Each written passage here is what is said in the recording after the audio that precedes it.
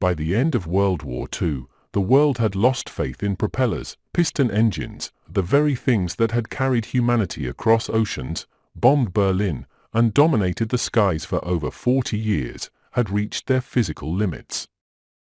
The faster they flew, the less efficient the propellers became. Air became an invisible wall. And pilots were dying from the very speed they pursued. In that context, the jet engine emerged as a saving grace. No propellers. No speed limits.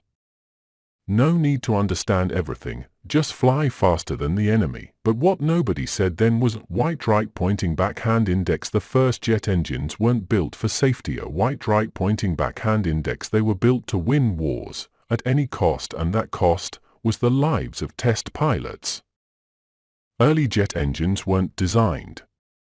They were patched together. Frank Whittle in England and Hans von Ohain in Germany both developed jet engines under conditions lacking knowledge of aerodynamics, heat-resistant materials, and most importantly, understanding of compression vibration stall in compressors, things that today's first-year aviation students learn. In 1940, nobody fully understood them. They didn't know. Compressor stall would cause the engine to shut down in mid-air. Flameout could occur unexpectedly and without warning. Turbine temperatures could melt metal like wax. They only knew one thing: without experimentation, you lose the war.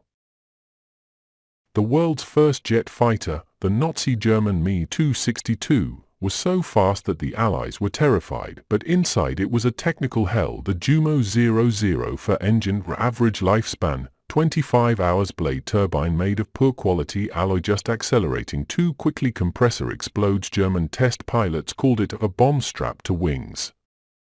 Many pilots died not from being shot down but from the engine spontaneously exploding during takeoff. After the war, the US acquired mountains of German jet engines, and instead of stopping to study them carefully, they threw them onto American planes and continued flying. A General Electric J-35, J-47 compressor vibrations were severe. Turner temperatures were uncontrolled. There was no stall warning system. American test pilots flew in a state of uncertainty about when the engine would shut down. Many people didn't have time to parachute because the jet engine died at low altitude. History honors Chuck Yeager, but what history doesn't make clear is white right pointing backhand index. Yeager didn't survive because of a safe engine. White right pointing backhand index. He survived because of luck, instinct, and experience. Dozens of other test pilots didn't have that chance. They died in for dive tests, high-speed climbs, unexpected compressor stalls. Jet engines don't allow mistakes, and they don't forgive either. F-10 for Starfighter, nickname, the Widowmaker, powerful engine. Fast aircraft. But stalls at high speed, flameouts when changing angle of attack. No time for recovery. In Germany, over 30% of F-104s crashed. Pilots called it a missile with a man inside. Jet engines needed a nickel alloy titanium microthermal control, but in the 1950s metals couldn't withstand the heat. Turbine blades cracked without warning. Fatigue wasn't understood. Many engines failed from the inside without warning. No reliable ejection seat. No simulator. No complete data. Test pilots flew to find errors, die in place of engineers.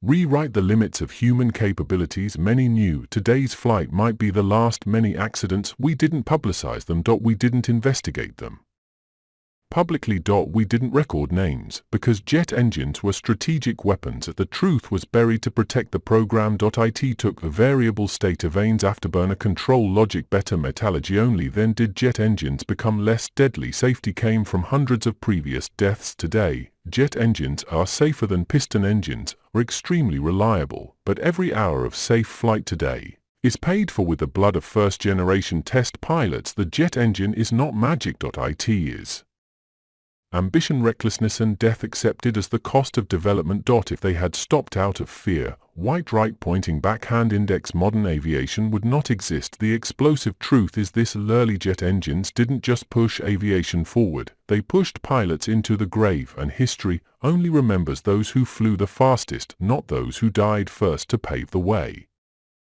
When jet engines first appeared in the skies, humans didn't truly understand what they had created. Unlike piston engines, where each combustion cycle was predictable, audible, and palpable. A jet engine was a machine that operated entirely internally, where air, pressure, temperature, and metal clashed at speeds no human sense could keep up with. The problem was, white right-pointing backhand index technology had outpaced science. White right-pointing backhand index and science hadn't yet had time to protect the pilots. Point 1. The first jet engine wasn't designed by T was a GAMBLE. The first jet engines weren't created by computer models. There were no CFD simulations, no digital sensors, no early warning systems. They were developed using the intuition, practical testing, and the sacrifice of test pilots. Frank Whittle and Hans von Ohain understood the basic principle: compressing air, burning fuel, expansion, generating thrust. But they didn't fully understand what would happen when that system became unbalanced. A small deviation in airflow. A high-speed vibration. A change in throttle too quickly. A white right-pointing backhand index enough to kill. Point 2. Compressor stall. The invisible killer in early jet engines. A compressor stall was a nightmare that came without warning. When the airflow in the compressor is interrupted, loses pressure, or flows backward, the engine doesn't reduce power gradually like a piston engine. It collapses instantly. In the cockpit, the pilot only felt the sharp jolt, a dull bang, and the RPM needle plummeting to zero at low altitude. That meant death. No warning. No reaction time. No chance to correct the mistake. Point 3. Flame out. When the flame disappears in the SKY jet engines depended on one thing: a continuous flame. But in the first engines, unstable combustion chambers, uneven fuel distribution, pressure changes with each throttle operation, just accelerating too quickly, decelerating too sharply, or encountering air turbulence. White right-pointing backhand index. The flame goes out. Flame out isn't an explosion. It's a deadly silence. And with jet engines of that era, restarting in mid-air was almost impossible. 4. Temperature. The greatest enemy. Engineers haven't understood. Jet engines generated temperatures far exceeding any previous engine, but in the 1940s and 1950s, heat-resistant alloys were still in their infancy. Nickel alloys were not yet perfected. Titanium was almost non-existent. Turbine blades had to withstand over 1,000 degrees C, tens of thousands of revolutions per minute, and continuous expansion and contraction cycles. The result: the metal fatigued from the inside, leaving no obvious signs. A turbine blade could break in an instant. At that point, the engine self-destructs. Debris pierces the aircraft's fuselage. The pilot doesn't have time to react. 5. Reaction lag. A deadly psychological trap. Early jet engines didn't react instantly to the throttle. Pilots with piston engines were used to pulling the throttle, immediate engine response, but jet engines are different. Increasing the throttle too quickly, stall. Decreasing the throttle too sharply, flame out. Many test pilots died not because they lacked skill, but because their old instincts betrayed them. Jet engines require extremely precise control, patience, and an understanding that nobody had enough of at the time. 6. No data. ONLYBLOOD. Today, every jet engine is equipped with thousands of sensors, real-time monitoring systems, automatic FADEC protection, but in the early days, nothing. Each test flight was a living measurement, a stream of flesh and blood data. The test pilot was the jet engine's final sensor. If they didn't return white right-pointing backhand index, that was the technical conclusion. So jet engines don't kill people because they aren't evil. They kill people because humans didn't understand them soon enough. Technology moved too fast, science lagged behind, and the test pilot stood in the middle.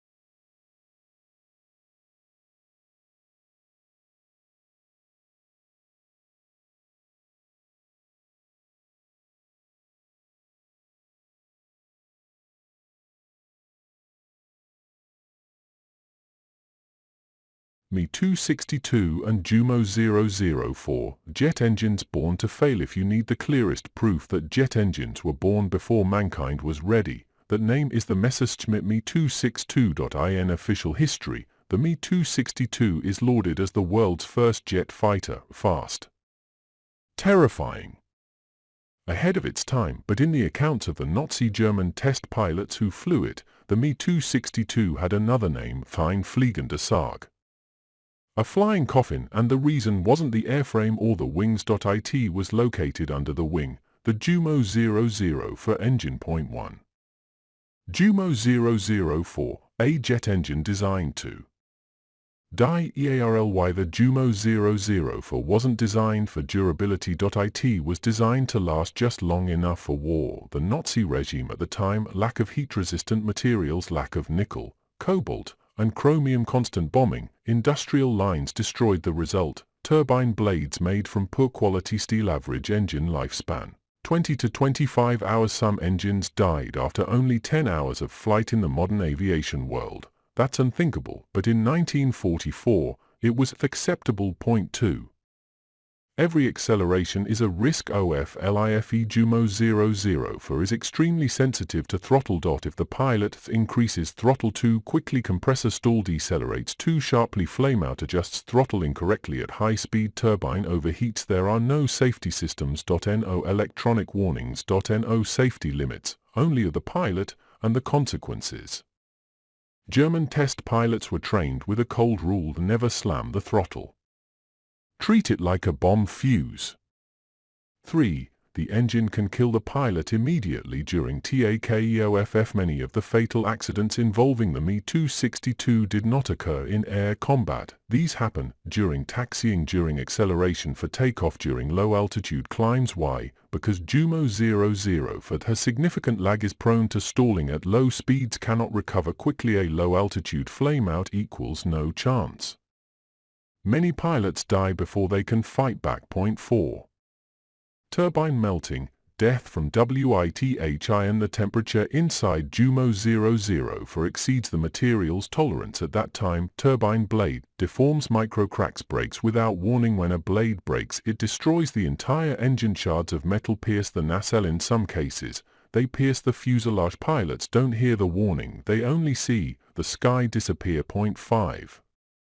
Me-262, faster than the enemy, but not faster than FATE. On paper, the Me-262 was superior, faster than the P-51, unstoppable, a weapon of mass destruction, but in reality it lost more aircraft due to engine failure than to being shot down. Experienced pilots refused test flights. Many were abandoned because their engines were no longer working. The first jet in human history was also the first jet to kill its pilot. Point 6.